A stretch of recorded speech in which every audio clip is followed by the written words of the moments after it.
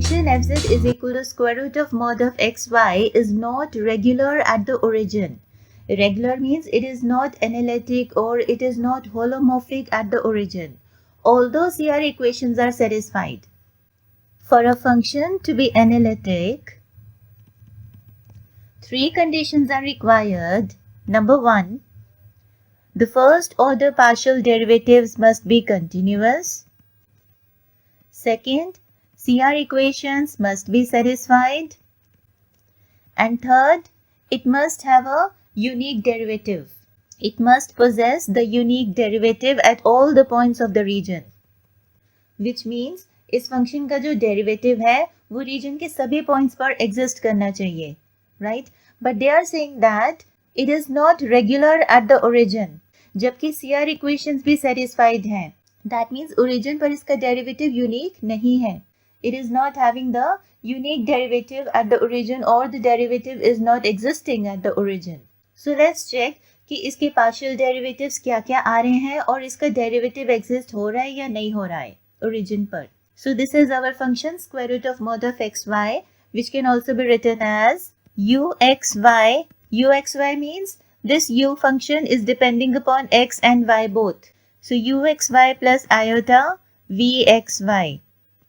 Uxy is the real part of the function, that is the square root of mod of xy, and vxy is the imaginary part of the function.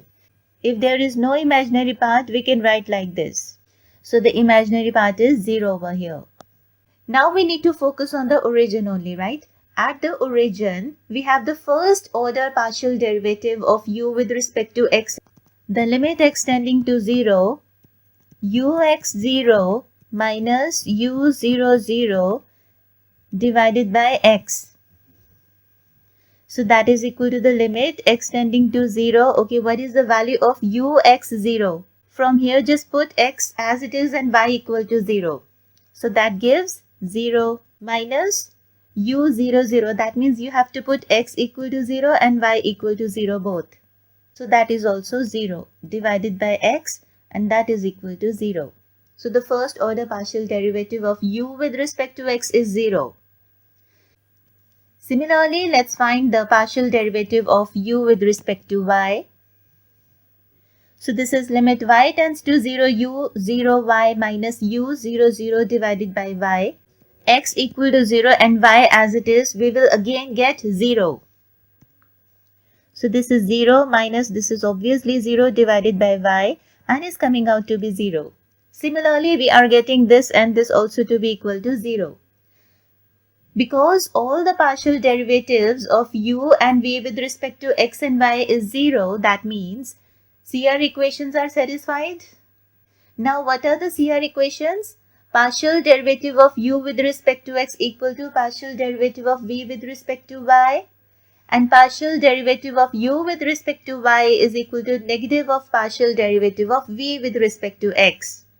And when putting the values of all the partial derivatives in these CR equations, we are getting that these CR equations are satisfied. Right? The left hand side is equal to the right hand side for both these equations.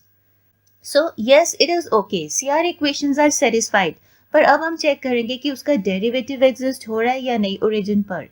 Now f dash 0 is equal to limit z tends to 0 f of z minus f of 0 divided by z.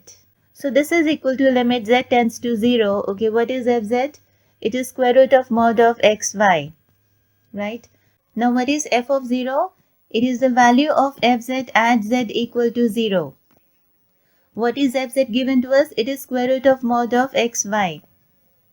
At z equal to 0 means at x equal to 0 and y equal to 0. Because what is z? It is a complex number x plus iota y. So this is coming out to be 0 for z equal to 0. Right? So f of 0 is 0. And I'm taking z to be x plus iota y. Now I need to get everything to be either in x or in y. So for that, let's take z tending to 0 along the line y equal to mx. So we get f dash 0 to be equal to limit. Now because when I put y equal to mx in this, I get everything in x. So for the limit z tending to 0, I write the limit x tending to 0. Square root of mod of x into mx, that is mx square divided by x plus iota mx. Or this can be written as 1 plus iota m into x taking x common.